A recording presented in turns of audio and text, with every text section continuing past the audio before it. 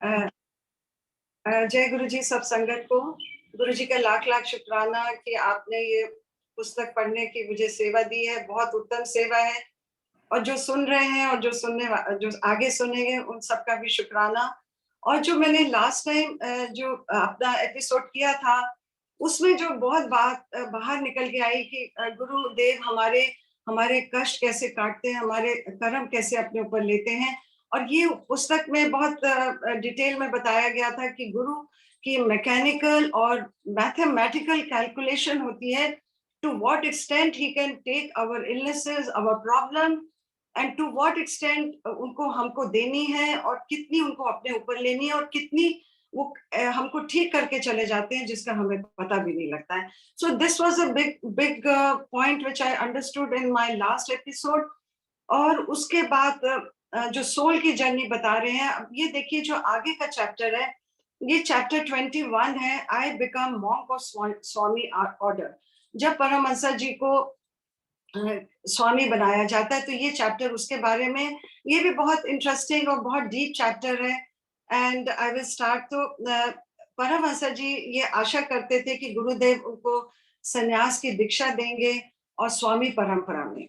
और उन्होंने कई बार गुरुदेव को कहा पर गुरुदेव ने हामी नहीं भरी और उनको उन्होंने हामी नहीं दी, उनको इस बात को ठुकराया और उनको लगा जैसे गुरुदेव उनकी परीक्षा ले रहे हैं।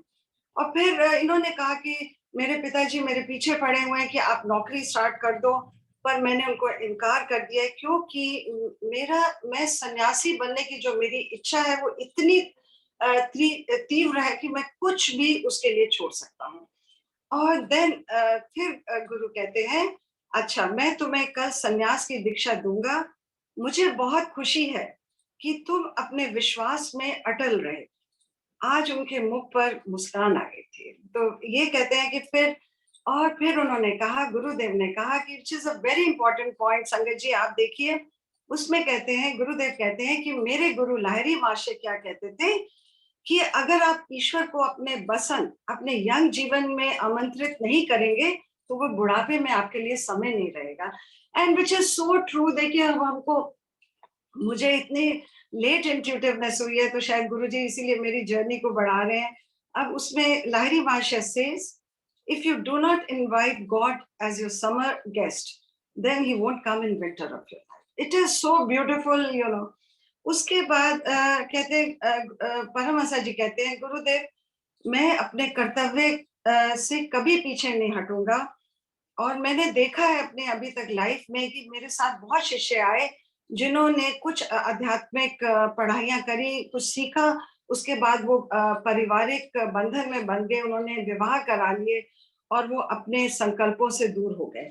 और मैं कहते हैं कि मैं कभी भी ईश्वर को दूसरा स्थान नहीं दे सकता हूँ और मैं ये सोच भी नहीं सकता हूँ कि मैं ईश्वर को के अलावा किसी और को सोचूं।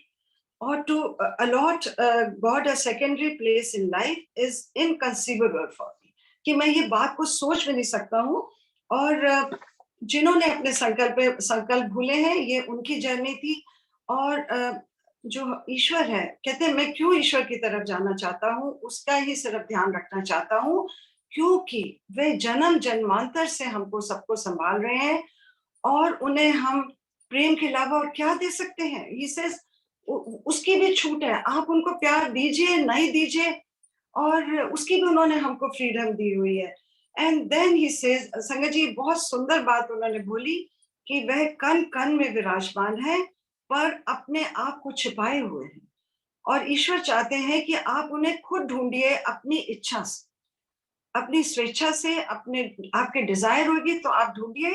ही is hidden everywhere, find him yourself, and which is so true. देखिए गुरु जी के हमारी लाइफ में आने से we are also now seeking Ishwar, नहीं तो हम पहले क्या थे आप देखिए। तो ये उन्होंने बोला कि हर कण कण में उनका वास है। और फिर देखिए अगला दिन आता है, परमहंस जी से it's the most memorable day of his life. अगले दिन ही से जुलाई 1915 गुरुवार के दिन, और जो उनकी ग्रेजुएशन बीए डिग्री के कुछ ही सप्ताह बाद श्री रामपुर में आंगन में, कहते हैं उन्होंने मुझे सफेद सिल्क के कपड़े को ऑरेंज कलर में डाई करके मेरे बदन पर लपेट दिया।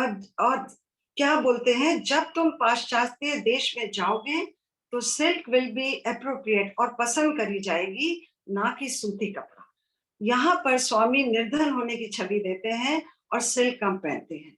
अब आप ये देखिए कि उनको पता था कि इनको पाश्चात्य मुल्क में जाना है, अमेरिका में जाना है और योग साधना को आगे इन्होंने बढ़ाना है, तो उनको शुरू से ही उन्होंने सिल्क का रोब उनको पहनाया। और संगत जी, आगे ये सुनने वाली बात है, कहते हैं कि जब ये इनिशिएशन सेरेमनी होती है तो सिंबॉलिकली क्या किया जाता है कि एक हवन किया जाता है जिसमें आपके जो स्वामी बनने जा रहे होते हैं उनकी अंत्येष्टि करते हैं, उनकी क्रिमेशन सिंबॉलिकली करी जाती है और उनका श्राद्ध किया जाता है, रिचुअल्स ये किए जाते हैं। इसका क्या मतलब है कि body is dead in the fire of wisdom, कि ज्ञान की अग्नि में शरीर मरा हुआ है। अब हम क्या हैं? अब हम सिर्फ आत्मा है। और वो कहते हैं कि उन्होंने ये कोई रिचुअल नहीं किया, he did not follow the usual pattern। और ये पिछली किताब में भी लिखा हुआ है, पिछले चैप्टर्स में, जो मैंने तब नहीं बताया था कि गुरु ने, युक्तेश्वर गिरी ने अपनी मदर का भी श्राद्ध किया था और उनका भी दाह संस्कार में अरेंजमेंट किया था। और ये जो हमारे शंकराचार्य जी भी हैं, जब उनकी मदर की मृत्यु हुई थी तो उनके हाथ से अग्नि आई थी, जो उनकी मदर को अग्नि चिता दी गई थी। तो ये पहले चैप्टर में बोला गया था। तो आप देखिए उन्होंने सब रिचुअल्स को से हटा दिया और यही हमारे गुरुजी कहते हैं कि कोई रिचुअल में हमें नहीं जाना। तो ये nothing is coincidence in this book is completely Guruji. उसके बाद उन्होंने कहा कि अपना नाम खुद चुनो और मैं तुम्हें ये अधिकार देता हूँ। तो परमहंस इन्होंने बोला, मेरा नाम योगानंद। तो ईश्वर के, इसका क्या मतलब है? ईश्वर के साथ मिलन योग द्वारा आना। तो गुरु क्या कहते हैं? तथास्तु। आज से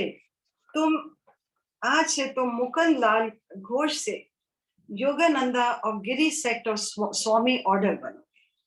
और सादगी से सब विधियों को उन्होंने छोड़ दिया। So simply he gave up all the rituals, जो बहुत डिटेल रिचुअल्स होते हैं, और वो गुरुदेव ने सब कुछ भी नहीं करा उनके साथ। और उसके बाद उनके जब इन्होंने, योगानंदा ने उनके चरण स्पर्श किए और उनके मुख से अपना नया नाम सुना, योगानंदा। कितने वर्ष मेरे गुरुदेव ने मुझ पर परिश्रम किया, मुझे प्यार किया, जो मैं आज स्वामी बन पाया हूँ। तो कहते हैं कि मुझे अचानक शंकराचार्य द्वारा लिखी हजारों वर्ष पहले की कविता याद आ गई। संगत जी, इसकी मैं थोड़ी लाइनें रिसाइट करूंगी, उसके बाद ये हमारे सत्संग के बाद प्ले करी जाएगी। ये बहुत फेमस है, निर्वाणा शतकम। तो इसका आगे मैं मतलब भी बताऊंगी। और अगर मेरे को संस्कृत नहीं आती, अगर मैं थोड़ा सा ठीक रिसाइट नहीं करूँ तो गुरुजी आप मुझे माफ करिएगा। मनो बुद्ध अहंकार चितानी न हम, न च श्रोत्र जीवे, न च ग्राल नेत्रे, न च व्योम भूमिर तेजो न वायु, चिदानंद रूपो शिवा हम शिवो हम। मैं तो शुद्ध चेतना हूँ, अनादि अनंत शिव हूँ। इसका क्या मतलब है? That we are only consciousness.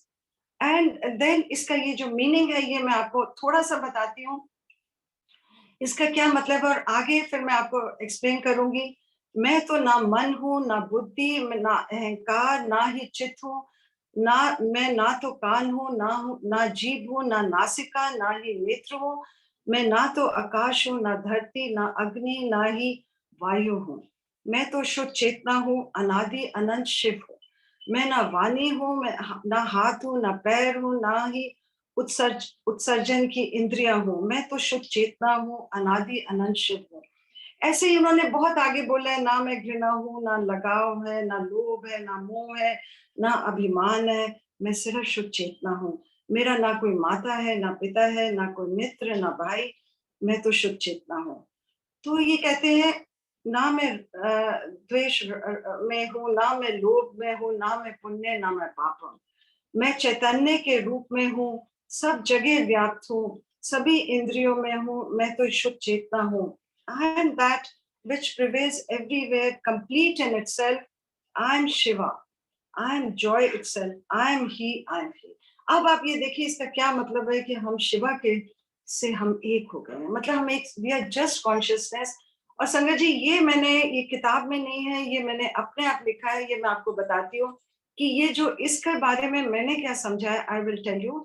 And this is not from the book and this is my only thoughts. हम ना तो शरीर है, ना ही मन, ना ही वे व्यक्ति जो हम स्वयं को मानते हैं। हम एक चेतना है जो हमारे मन और शरीर के माध्यम से कार्य करती है और हमें सेल्फहुड आइडेंटिटी देती है।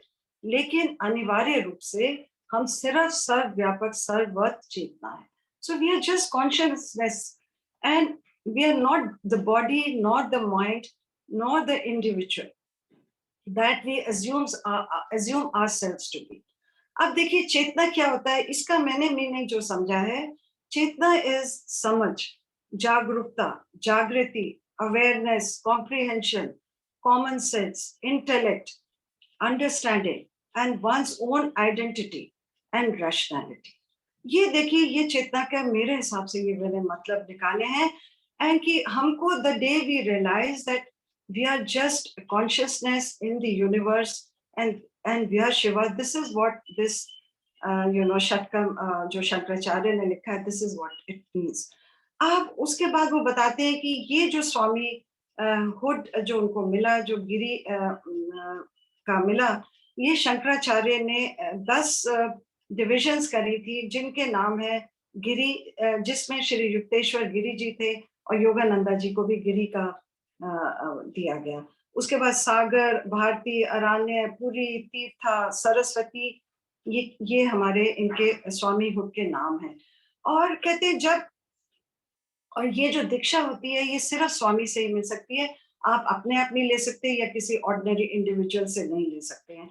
और जब आप स्वामी बनते हैं तो आपको क्या करना है, उनको क्या टीचिंग्स दी जाती हैं कि मुक्ति का ये मार्ग है, हमें क्या करना है, हमें डिवोशन, सर्विस, प्रेम, ज्ञान, विवेक और निस्वार्थ सेवा और महत्वाकांक्षाओं का त्याग और renunciation of personal ties and ambitions, मतलब पर्सनल टाइज, अपने एम्बिशंस, और सोते जागते ईश्वर की चेतना में रहना है और योग के द्वारा मोक्ष को प्राप्त करना है। और स्वामी मीन्स, स्वामी का क्या मतलब होता है, अपनी आत्मा के साथ एक रूप होना और एब्सोल्यूट यूनिटी विद स्पिरिट। उनके लिए कोई caste, creed, colour, gender does not matter, ये सिर्फ हम सबके, उनका सिर्फ मार्ग क्या है, मुक्ति का मार्ग, ईश्वर के साथ एक एकम होना। So this is what swami means. और देखिए जो युक्तेश्वर गिरी जी थे, he was both swami and yogi. अब परमहंस जी योगी और स्वामी के बीच में डिफरेंस बताते हैं। योगी जो होते हैं, देखिए ये धरती पे बहुत कम आते हैं, जब बहुत हर युग में क्राइस्ट लाइक योगीज बहुत कम आते हैं। देखिए स्वामीज होते हैं, बस हर स्वामी योगी नहीं बन सकता है। और जो ये त्याग का मार्ग अपनाते हैं मुक्ति के लिए, जो स्वामीज होते हैं। और योगी कौन होते हैं, जो साइंटिफिक तरीके से पद्धतियों को फॉलो करते हुए ईश्वर से मेल मिलाते हैं। उनका क्या मतलब है कि वो समाधि की उसमें जाते हैं, जब उनका आत्मा ईश्वर से लीन हो जाती है, अपनी इच्छा से वो कर सकते हैं। और ये पद्धति एक मेथड होता है जिसके द्वारा ये वो लोग कर पाते हैं। और ये लोग विवाहित भी हो सकते हैं और अनमैरिड भी हो सकते हैं। तो युक्तेश्वर गिरी जी देखिए मैरिड थे, और ये भी लहरी माशे भी मैरिड थे। और ये कहते हैं कि ये क्या होती है, जो ईश्वर की प्राप्ति के लिए वैज्ञानिक प्रविधि का इस्तेमाल करते हैं। There is a method by which these ये योगीज को ईश्वर के साथ एकात्मक होता है। And what and they are step by step and mind are, body and mind are disciplined and soul liberated. वो अपने शरीर में होते हुए अपने बॉडी और माइंड को इतना एका कर लेते हैं कि उनकी सोल इच्छा अनुसार लिबरेट हो जाती है। एनी टाइम उनकी जो सोल होती है वो ईश्वर के साथ विलीन हो सकती है। This is what yogi can do which swamis can not do. उनको कुछ कुछ पद्धतियां मिलती हैं, कुछ कुछ पावर्स मिलती हैं, और जो जो योगीज होते हैं इनको कंप्लीट मोक्ष मिल जाता है। और ये कहते हैं कि ये एक सुनिश्चित प्रणाली से करते हैं, मतलब इट इज डिसिप्लिन मतलब लिखी गई है, जो हजारों सालों से लिखी गई है, जो हमारे ऋषियों द्वारा, उसको उनको स्टेप बाय स्टेप फॉलो करना पड़ता है, जिससे धीरे धीरे आत्मा मुक्त होती है।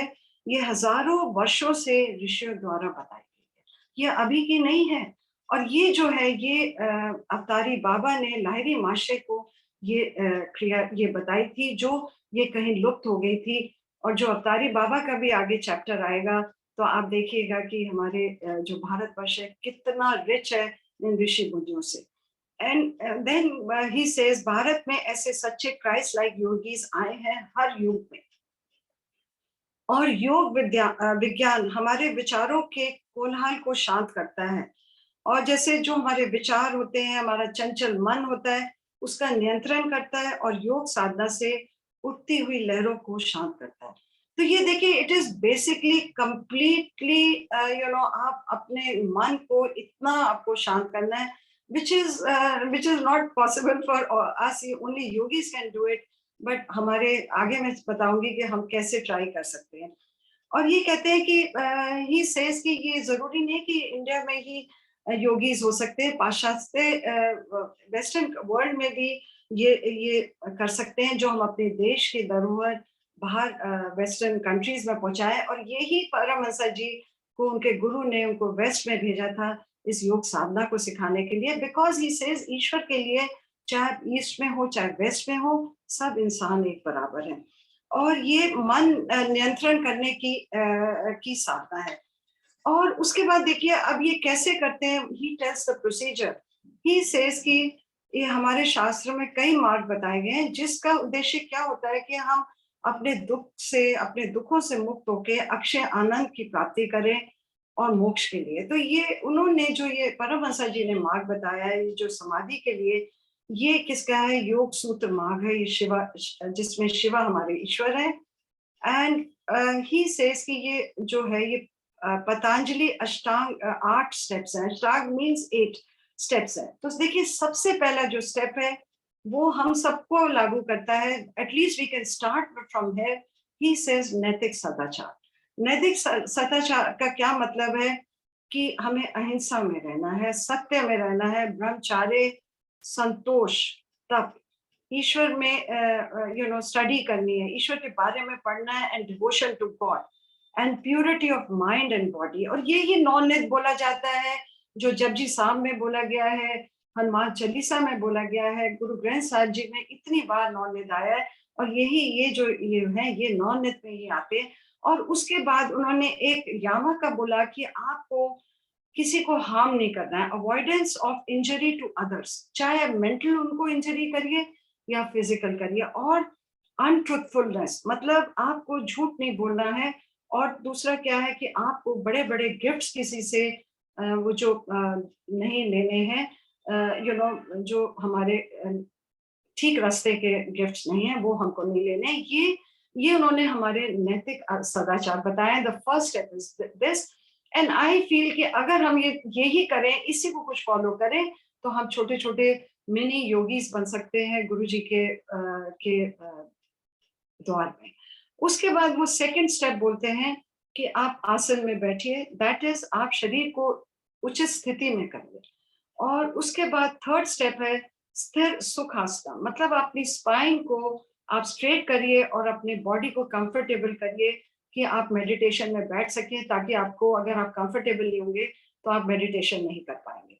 उसके बाद जो नेक्स्ट स्टेप है, अपनी इंद्रियों को बाहर की चीजों से अंदर लाइए। जितनी हमारी ये 5 इंद्रियां हैं, हमें इनको सबको अपने इंटरनलाइज करना है, बाहर बिल्कुल भी इनको कंसंट्रेट नहीं करना है। इसको प्रत्याहार कहते हैं, मतलब इसको अटैक, मतलब we have to put all our indriyas inside and not outside.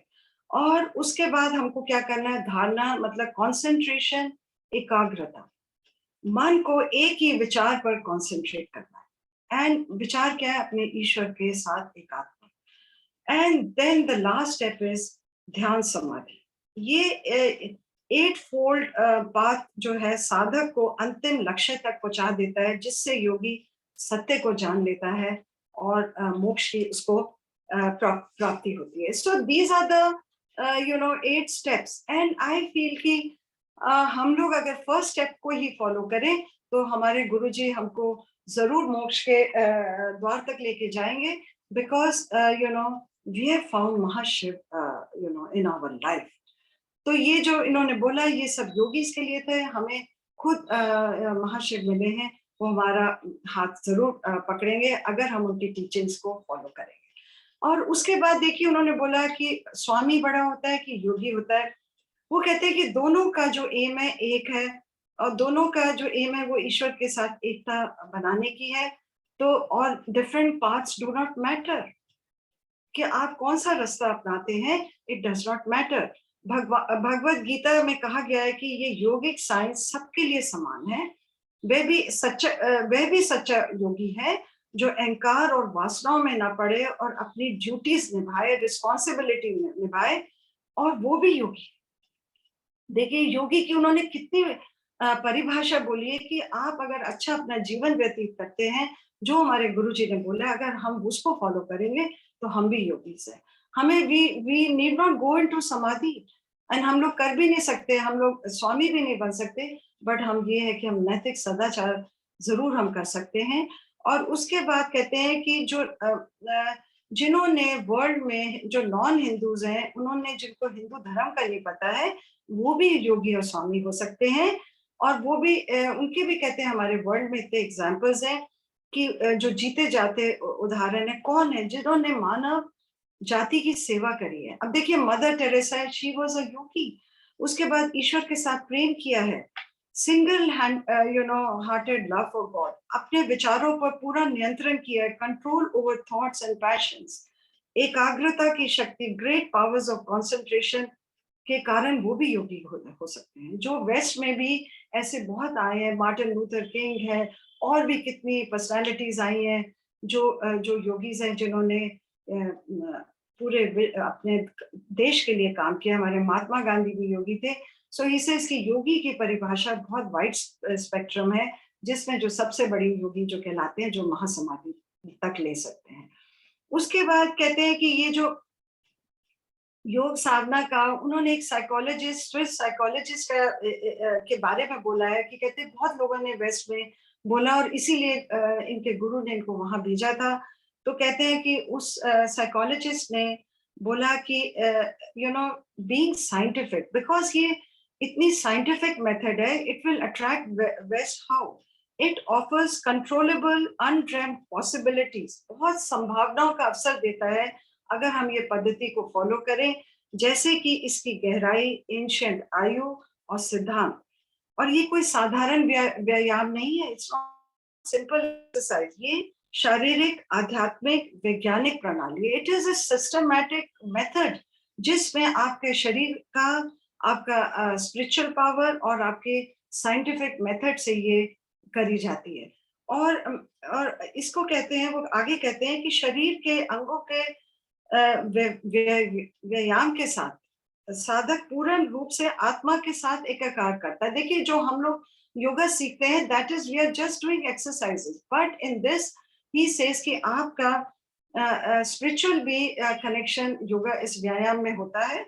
और जैसे आप प्राणायाम करते हैं, उसमें आप श्वास भी लेते हैं और ब्रह्मांड की शक्ति भी, आप बाहर का भी आप जो लेते हैं, वो व्हाट डज इट प्रूव कि आप ब्रह्मांड की शक्ति को ले रहे हैं।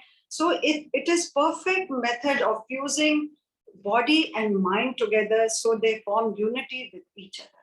तो ये डिफरेंस है। और उन्होंने आगे बोला कि इतनी साइंस तरक्की करेगी, एटॉमिक एज आएगी, उसमें ये जो इनर साइंस है ये लोगों को काम करेगी, पीस ऑफ माइंड देगी। अब आप देखिए, अब हम क्या देख रहे हैं, कितना वॉर्स हो रही है। अगर हम इस बात को फॉलो करते हैं तो हमको it will calm their minds and give their peace of mind.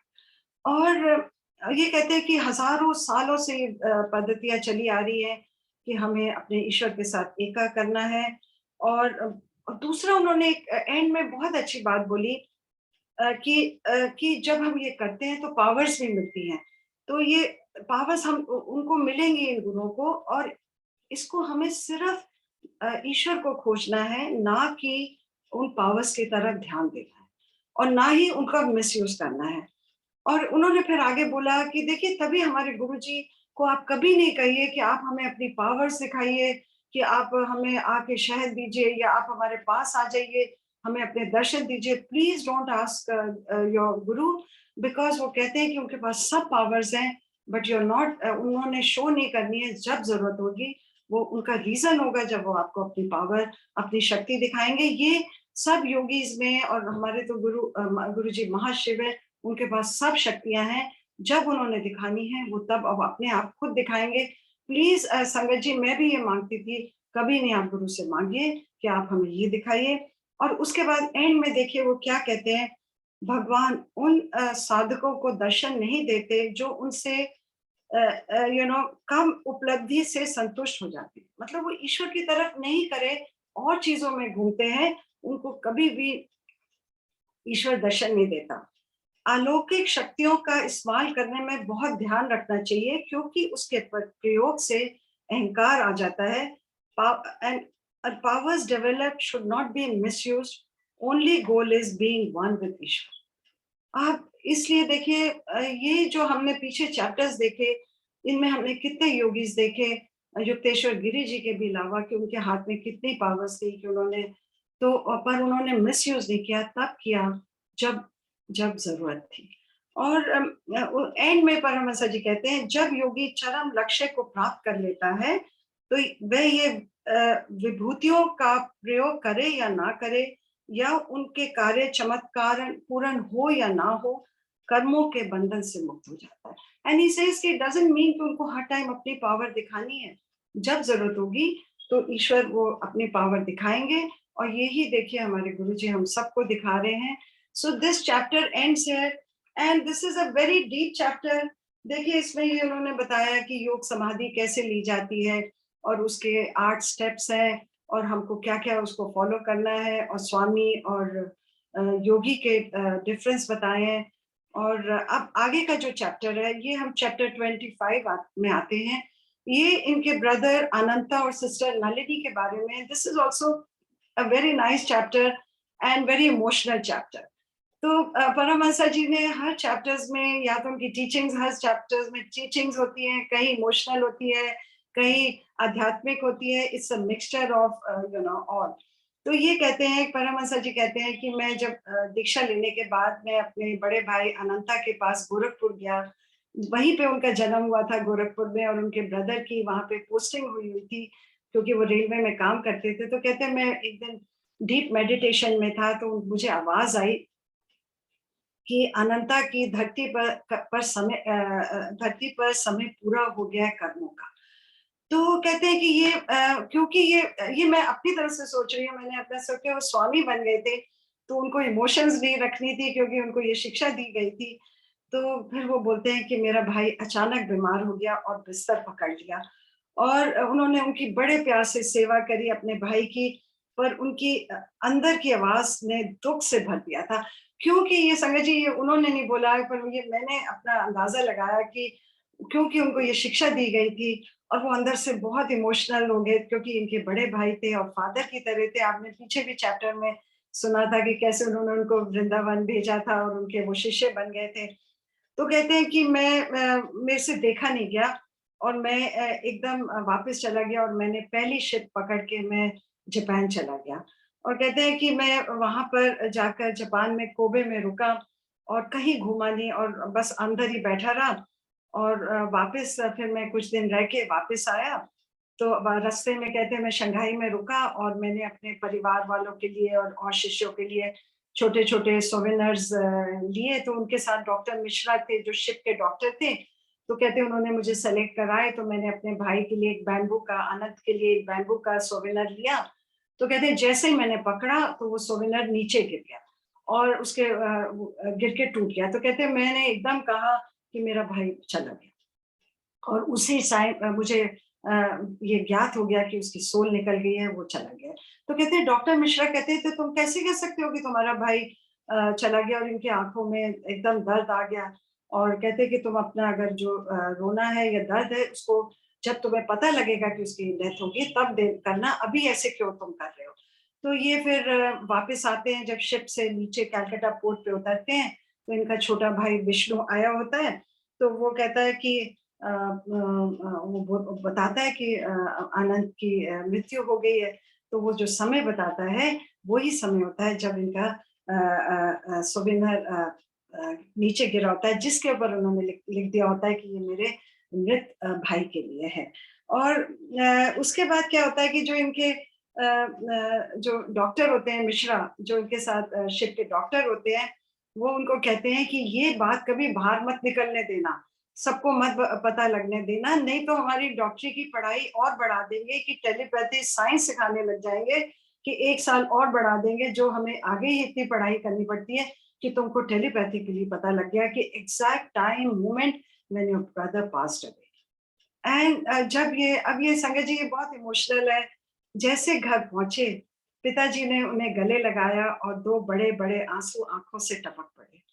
वे अपने भावों को कभी भी नहीं दिखाते थे, और ये आपने पीछे भी देखा है कि उनके पिता ने माता और पिता का रोल किया, and he was a very strong person. वे ऊपर से गंभीर पिता थे, पर उनके अंदर माता का पिघल जाने वाला हृदय था। परिवार से सभी मामलों में माता पिता की दोहरी भूमिका निभाते थे। एंड आपको पता है कि he all said that he never got married again with 8 children, कि I would never allow myself to be serve by another woman. तो आप देखिए कितने बड़े इंसान थे वो, और उनके भी आंखों में आंसू आ गए। और उसके बाद परमहंसा जी कहते हैं कि जब उनके ब्रदर की डेथ हुई, उसके बाद जो उनकी छोटी बहन थी, उनसे जो छोटी थी नल्ली, वो भी बहुत मृत्यु के मुंह से बाहर निकल के आई दिव्य शक्तियों से। दिव्य शक्ति अब ये आगे बताएंगे कि कैसे गुरुदेव ने और कैसे परमहंसा ने उनके ऊपर अपनी शक्तियों को चलाया। और ये उससे पहले वो कहते हैं कि मैं आपको अपनी बहन के बारे में कुछ बताना चाहता हूँ। कहते हैं कि मेरे जब मैं छोटा था, तो ये मेरे से छोटी बहन थी, तो मेरा उससे इतना बनती नहीं थी। उसके साथ संबंध मेरे इतने मधुर नहीं थे, क्योंकि मैं बहुत दुबला-पतला था, तो वो मेरे से भी ज़्यादा दुबली-पतली थी। तो कहते हैं कि मैं उसका मज़ाक बनाता था कि वो बहुत पतली है, तो वो मेरा मज़ाक बनाती थी। तो कहते हैं मेरी जो माताजी थी, वो मी बीइंग द एल्डर, वो मुझे एक छोटा-सा चाँटा लगा देती थी कि तुम बहन के साथ क्यों लड़ते हो? तो कहते हैं हम एक-दूसरे को यही बोलते रहते थे कि तू कितनी पतली है, वो मुझे बोलती थी और मैं उसको बोलता था। तो वो कहते हैं मेरी उससे इतनी बनती नहीं थी, इसीलिए क्योंकि सब भाई-बहनों में से सबसे ज़्यादा उससे कम बनती थी। फिर उसके बाद कहने लगे जब उसकी स्कूलिंग खत्म हो गई, तो उसके हमारे पिताजी ने उसकी शादी अरेंज करी एक डॉक्टर के साथ। और कहते हैं कि जब बहुत धूम-धाम से शादी करी गई, बहुत बड़े उससे। और कहते हैं कि जिस दिन जब उनके पति ने उनको देखा, तो वो स्तंभ रह गए। बहुत पतली थी, बहुत पतली थी। और कहते हैं he was shocked to see पर उन्होंने कुछ नहीं कहा। फिर कहते हैं कि he was a very decent man. उन्होंने हमारे घर आने लग गए, और हम सबको जो भी हम कोई बीमार होता था, हमारा आके कहते हैं इलाज करते थे और हमारी सहायता करते थे। कहते हैं मेरे तो बहुत घनिष्ठ मित्र बन गए मेरे जीजा। तो कहते हैं मुझे एक दिन कहते हैं कि तुम्हारी बहन को मैंने सब कुछ खिला दिया, खिलाकर देख लिया, कॉड लिवर ऑयल, मक्खन, घी, अंडे, मांस। और पर उसका एक भी शरीर पे मांस नहीं चढ़ा, बिल्कुल भी वेट नहीं चढ़ा, उसका शरीर वैसा का वैसे है। तो फिर ये कहने लगे कि एक दिन मैं उनके घर गया, तो मेरी बहन ने मुझे बुलाया और रोते हुए बोली कि मैं भी आपके आध्यात्मिक पथ पे चलना चाहती हूँ, मुझे भी आप दृष्टि वो रास्ता दिखाइए, और मैं आप जैसे कहोगे मैं हर बात आपकी मानूँगी, और आपकी और मैं आपकी तरह हट्टा-कट्टा होना चाहती हूँ। मेरे पति का मेरी तरह रुझाव नहीं है, और मैं भी आपकी तरह बॉडी बनाना चाहती हूँ। और मेरी दूसरी क्या इच्छा है कि मैं भी ईश्वर ईश्वर साक्षात्कार में उन्नति करूँ, कि आप मुझे वो आध्यात्मिक पाथ दिखाइए। और ये उन्होंने लास्ट उसको भी ये दी थी विद्या। तो कहती है कि फिर उसके बाद इनकी बॉन्डिंग बहुत शुरू होने लगी, और वो मेरी शिष्या बनने की इच्छा प्रकट करी। और आपको जैसा ठीक लगे आप वैसा करो, मुकन अपने भाई को बोली। और उसने सारे के सारे टॉनिक्स खिड़की से बाहर फेंक दिए। आप ये कहते हैं कि देखिए आगे ये गुरु की, स्वामी की क्या पावर होती है, उसकी श्रद्धा की परीक्षा लेने के लिए। देखिए गुरु भी हमारी परीक्षा लेता है before he does anything for us. उसकी श्रद्धा की परीक्षा लेने के लिए मैंने उसे मछली, मांस और अंडे खाना छोड़ने के लिए मना कर दिया। कई महीने कठोर नियमों का उसने पालन किया, बहुत कठिनाई से, बहुत मुश्किल से, बहुत प्रयास करने के बाद वे वेजिटेरियन बनी। अब आप ये देखिए कि कितनी उसकी बड़ी गुरु ने परीक्षा ली। और ऐसे ही हमारे जो गुरुजी हैं, ये मैंने खुद आज़मा के देखा है, उनकी मेहर और नज़र साथ चलती है। हम सबसे हमारा टेस्ट लेते हैं और हमको डिसाइड करना है कि what is right path for us. उसके बाद परमहंस जी कहते हैं, बहना, आपने सब आध्यात्मिक नियमों का पालन किया, जो जो मैंने आपको बोला, this was part of the journey, और उसके फल का समय अब आ गया है। कितना वजन बढ़ाना है? मजाक से बोले कि चाची जितना बढ़ाना है, जो इतनी मोटी थी कि वो चल भी नहीं सकती थी। तो वो कहती है कि मुझे आपके जैसे बनना है, तो वो मैं तो आपकी तरह हट्टा कट्टा बनना चाहती हूँ। तो ईश्वर की कृपा से मैं हमेशा ही सत्य बोलते आया हूँ। योगानंदा जी ने बोला कि ये भी ईश्वर की कृपा होती है कि आप हमेशा सत्य बोलिए, वैसे मैं अब भी सत्य बोलूंगा। तुम्हारा आज से वजन बढ़ना शुरू हो जाएगा और 30 दिन में तुम्हारा मेरे जितना वजन हो जाएगा, और वैसे ही हुआ। और 1 महीने में मेरे बराबर उनका उसका वेट हो गया और वह सुंदर लगने लगी, और उसका हस्बैंड का रुझान उसकी तरफ हो गया और उनका वैवाहिक जीवन सुखी हो गया। उसके बाद परमहंस जी कहते हैं, जब मैं जापान से वापस आया तो मैं क्या देखता हूँ कि मेरी बहन बहुत बीमार है, उसको टाइफाइड हो गया and she was unconscious, coma में थी। और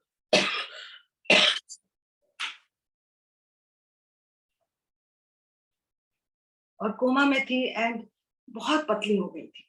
और उनके जीजा बोलते हैं, तो जब बीमार उनकी बीमारी आई, जब उन्हें बीमार होना शुरू हुई, तो वो कहती हैं कि अगर मुकुंद दादा होते तो मेरी ये हालत कभी नहीं होती। सब डॉक्टर्स ने जवाब दे दिया था और उनको ब्लड डायसेंट्री लग गई थी, इतना लंबे समय से टाइफाइड चल रहा था। और अब आगे देखिए, सुनने वाली बात है। संगत जी वो क्या कहते हैं, मैंने अपनी प्रार्थनाओं से आकाश पाताल तक को हिला दिया। इतनी प्रेयर्स करी कि मैंने आकाश पाताल को भी हिला दिया। और उनकी एक एंग्लो इंडियन नर्स रखी गई थी क्योंकि she was in coma, unconscious. और उसकी हेल्प से मैंने यौगिक पद्धतियों का प्रयोग करने लगा उनकी बॉडी से, और उनको स्पिरिचुअली और प्रेयर से और एक्सरसाइज से, कहते हैं, मैं उनकी पूरा उनके ऊपर काम करने लगा।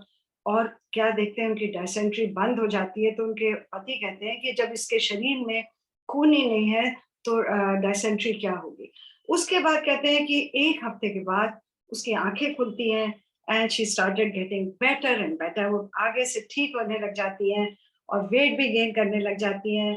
और उसके बाद ठीक हो जाती है, पर कहते हैं इस बीमारी का एक एक दुखद चिन्ह रह जाता है कि उसकी लेग्स पैरालाइज हो जाती हैं। अभी आप देखिए उसके कितने कष्ट थे कि जो ये 10% रह गए, उसके पैरालाइज लेग्स हो जाती हैं, बाकी वो बिल्कुल ठीक हो जाती हैं। उसके बाद परमहंस जी क्या कहते हैं, उसके स्वास्थ्य के लिए जो मैंने युद्ध छेड़ा हुआ था, उसमें मैं थक चुका था, मैं हार गया था। इसके बाद मैं कुछ नहीं कर सकता था। तो मुझे एक ही द्वार याद आया, मेरे गुरु का। It is so beautiful, he says कि आप देखिए जितना वो कर सकते थे उन्होंने अपने बहन के लिए किया। उसके बाद वो अपने गुरु के पास गए, क्योंकि he was the last last prayer for her. और then he went to Serampore and अपने गुरु को अपनी बहन के बारे में बताया। और संगत जी ये आगे सुनने वाला बात है कि कैसे गुरु उनको ठीक करते हैं, मैं आपको अभी बताती हूँ। गुरुदेव की आंखों में गहरी सहानुभूति उभर आई। मतलब जब वो उन्होंने अपनी बहन के बारे में बताया, एक दिन गुरुदेव क्या कहते हैं, 1 महीने में तुम्हारी बहन की टांगे ठीक हो जाएगी। उसको 2 कैरेट का बिना छेद वाला मोती पहनाओ और जो उसकी त्वचा को टच करे। और ये आपने पहले भी देखा होगा, वो बताया था इस हमने कर्मों में और वो हॉरोस्कोप में, कि वो छोटे-छोटे मेथड्स बताते थे सिंपल से, कि जिससे नेगेटिव वाइब्रेशंस बॉडी पे नहीं आती थी। तो उन्होंने कहा बिना छेद के बनाओ, तो क्लैम्प करके कहते हैं मैंने उसको उसकी बॉडी से वो पर्ल लगाया और मैंने आनंद से राहत की सांस ली और मैं वापस आया।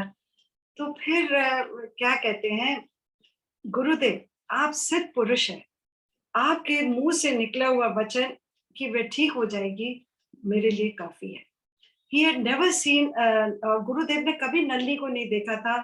गुरु ने उसकी शारीरिक मानसिक कंडीशंस को मानो जैसे पूरा देखा हो और अपने दिव्य दृष्टि से। तो ये कहते हैं कि जैसे गुरु जी कहते थे एक लाइन में, जा ऐश कर या ब्लेसिंग दिखती, ये that was for life time.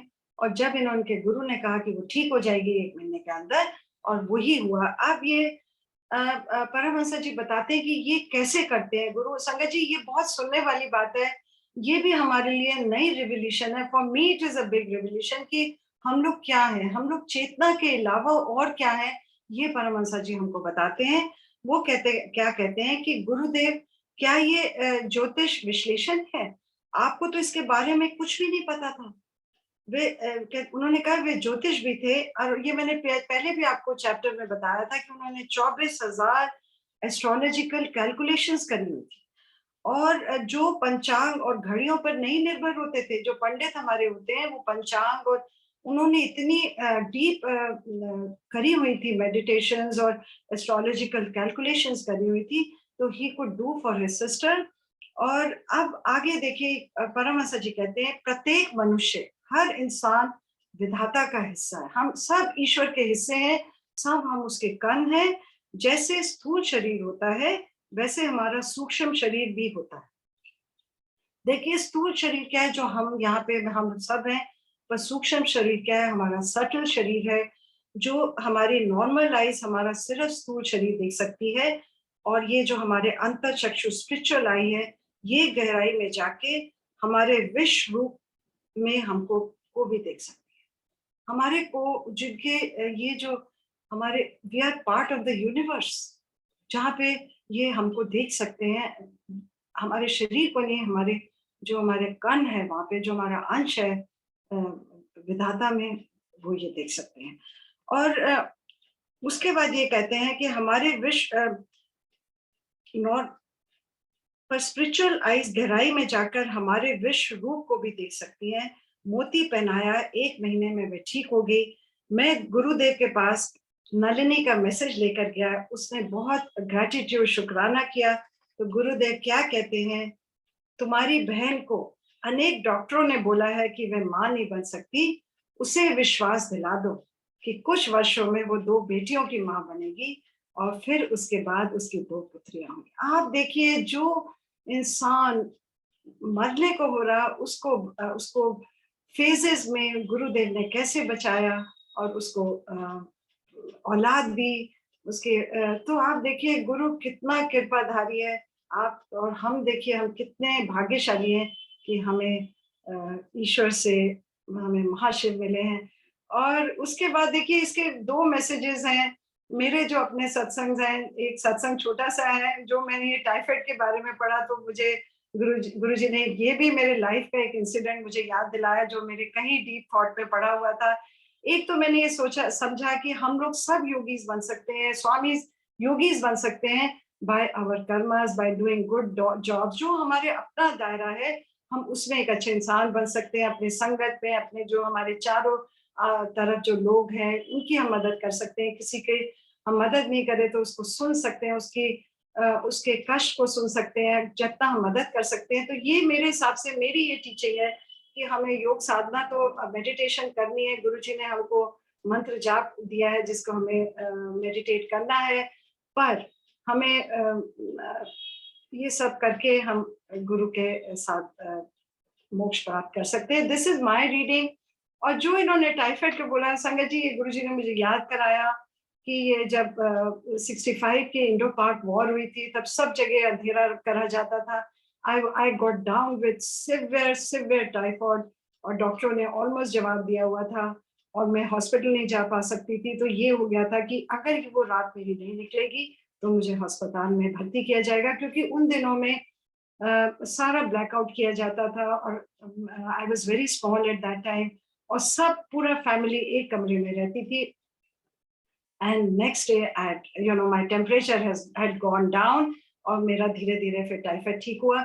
ये गुरुजी ने, जब मैं ये टाइफाइड का लिख रही थी तो गुरुजी ने मुझे ये याद कराया, कि बहुत बातें याद कराई, कॉलेज एडमिशन से लेके कितनी बार मुझे बचाया, नंदू को भेजा, बहुत बच्चों को मेरे बचाया। पर ये जो बात मुझे ये चैप्टर लिखने से याद आई कि ये मेरे गुरुदेव की कृपा थी, जो मेरे को उन्होंने बचाया। और as always I will end with a शब्द, ये फिर गुरु गोविंद सिंह जी का लिखा हुआ है, जो मेरे इटर्नल गुरु हैं। और अभी श्वेता ने भी ये प्ले करा था कि जो हम काम करने आए हैं इस जगत में, ये उसके बारे में गुरु गोविंद सिंह जी ने लिखा है, क्योंकि वो काम करने का सबसे बड़ा जो गुरु उदाहरण है वो हमारे गुरु गोविंद सिंह जी हैं, कि जिन्होंने रन में जाकर अपनी जान दी, अपने बच्चों का सैक्रिफाइस करी और धर्म के लिए लड़े। और ये जो शब्द की लाइन है, I will recite 4 lines and then I will end. हम एकाज जगत में आए, धर्म हेत गुरुदेव पठाए, एकाज धरा हम जन्म, समझ लियो साधु सब मन मन, धर्म चलावन संत उबारन, दुष्ट सबन को मूल उपारन। That I've been sent in this world by the Lord to propagate dharma, righteousness, सच्चाई को हम यहाँ धरती पे आए हैं तो हमें सच्चाई में रहना है, फैलाना है। I have taken birth for this purpose. Let all the saints know it in their inner selves, that I have been born to spread dharma and protect saints and root out tyrants and evil-minded persons. और हमें सच्चे मार्ग में चलना है। तो संगत जी, ये मेरा 2 चैप्टर्स थे। अब इसके बाद जो नेक्स्ट चैप्टर है वो क्रिया योग के ऊपर है, जो जिसमें परमहंस ने शुरू में ही बोला है कि मैं I am not the right person to talk about in detail, और ये काफी डिटेल चैप्टर है। तो देखिए, गुरुजी से मेरी अरदास है कि आप वो भी मुझे चैप्टर सिखाएंगे, नहीं तो मैं उस चैप्टर को संक्षिप्त में बताऊंगी। So I have left it to Guruji.